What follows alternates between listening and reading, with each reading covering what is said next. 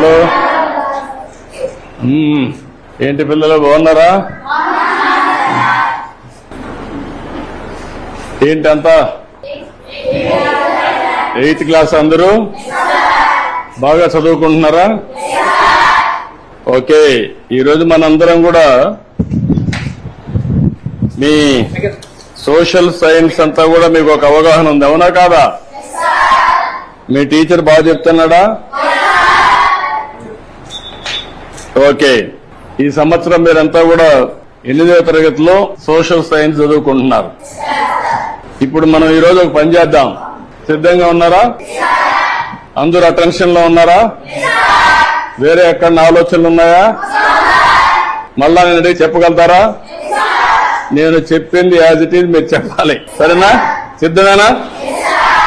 Okay, మొదటి topic ఎవరన్నా homework చేసుకొని వచ్చారా? చదువుకున్నారా ఈ సబ్జెక్టు?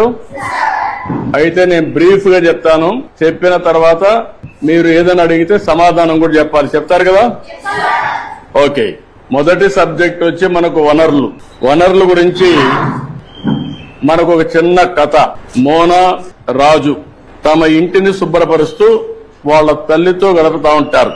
అప్పుడు ఈ బట్టలు, పాత్రలు, ఆహార ధాన్యాలు, దువ్వెన్లు, తేనె సీసా పుస్తకాలు చూడండి, వీటిలో ప్రతి ఒక్క దానికి ఉపయోగం ఉంటుంది అనింది. ఎవరు?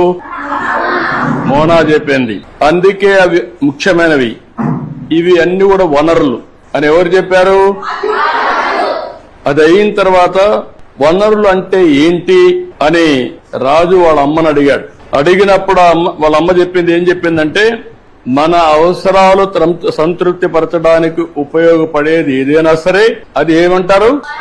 వనరులు అంటారు. మీ చుట్టూ ఒకసారి పరిశీలిస్తే అనేక వనరులు మీరు గమనించవచ్చు. తాగేదానికి ఏం కావాలంటాం? తాగినప్పుడు దాహం వేసింది, ఏం చేస్తారు మీరు? వాటర్ తాగుతారు. తాగినప్పుడు దాన్ని ఏమంటారు? అదే సమయంలో మీ పాఠశాల అయిపోయింది, ఇంటికి పోవాలి, దేంట్లో పోతారు మీరు? బస్సులో పోతారు, దాన్ని ఏమంటాం? వనరులు అంటాం. అదే సమయంలో మీరు చదివే పాఠ్య పుస్తకాలు, దాన్ని ఏమంటారు? ఎందుకు వనరు అంటున్నారు? ఉపయోగపడుతుంది కాబట్టి. మీ నాన్న ఇంటికి పోతానే మీకేదో తినిబండారం ఇస్తాడు, దాన్ని తాజా కూరగాయలతో కూడా తయారు చేస్తాడు, దాన్ని ఏమంటారు? వనరులు అంటారు. ఎందుకు? ఉపయోగపడుతుంది. నీరు, విద్యుత్, అదే మాదిరిగా బస్సు, కూరగాయలు, పాఠ్య పుస్తకం, ఇవన్నీ కూడా వనరులు. ఇవన్నీ కూడా తయారు చేసినప్పుడు నేరుగా గాని వస్తువులతో తయారు చేస్తారు, అవునా కాదా అని అడుగుతున్నా మిమ్మల్ని. ఇది రావడానికి తయారు చేసే అన్ని కూడా వనరులే. కాబట్టి ఏదైనా ఒక వస్తువు వనరులుగా ఏ విధంగా మారుతుంది అని రాజుకు అనుమానం వస్తుంది. రాజుకు అనుమానం వస్తే వాటికి విలువ ఉన్నప్పుడే వస్తువులు వనరులుగా మారతాయి, ఉపయోగం ఉన్నప్పుడే వనరులు అనుకుంటాం. ఉపయోగం లేకపోతే మనం అది వనరులుగా పరిగణించాం, అవునా కాదా? అంటే విలువ ఉంటేనే వనరులు, విలువ లేకపోతే అది వనరులు కాదనేది మన అభిప్రాయం, అవునా కాదా? అంటే ఈ రోజు మనం గుర్తుపెట్టుకోవాల్సింది, విలువ అంటే వినియోగ అర్హత, ఉపయోగం ఉండాలి విలువ అంటే, అవునా కాదా? అదే సమయంలో మీరు ఒకటి గుర్తుపెట్టుకోవాలి, లోహాలు ఉంటాయి, కొన్ని విలువ కలిగి ఉంటాయి. మీరు ఇంకా చదువుకుంటా ఉంటే, నాలెడ్జ్ని పెంచుకుంటూ పోతే మీకు అనేక విషయాలు తెలుస్తా ఉంటాయి.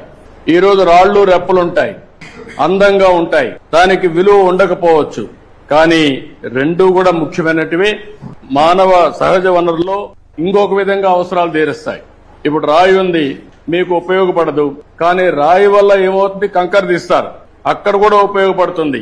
ఈ విధంగా వనరులుగా పరిగణిస్తాం. సమయాన్ని బట్టి వనరుల యొక్క విలువ పెరుగుతుంది, అవునా కాదా? ఈ విషయంలో మీరు ఒకసారి చూస్తే, మీ ఇంట్లో ఒకరుంటారు, మీ ఊర్లో ఆయుర్వేద మెడిసిన్ చేస్తా ఉంటారు, కానీ దానికి విలువ లేదనుకుంటాం.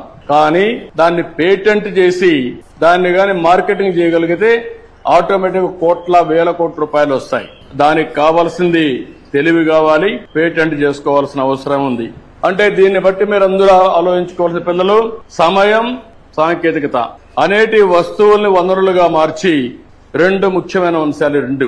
ఇలాంటివి మనం ఆలోచించినప్పుడు మీరు చాలా సమస్యలు చూస్తూ ఉంటారు, సమాజంలో చాలా వనరులు చూస్తూ ఉంటారు. ఆ వనరుల్ని మీరు నెక్స్ట్ లెవెల్కు తీసుకపోతే దానికి కావలసిన జ్ఞానం కావాలి, చదువు కావాలి, ఇన్నోవేషన్ గా తయారు కావాలి. అప్పటికే దానికి విలువ పెరుగుతుంది. వనరులు అనేటివి 3 రకాలు ఉంటాయి.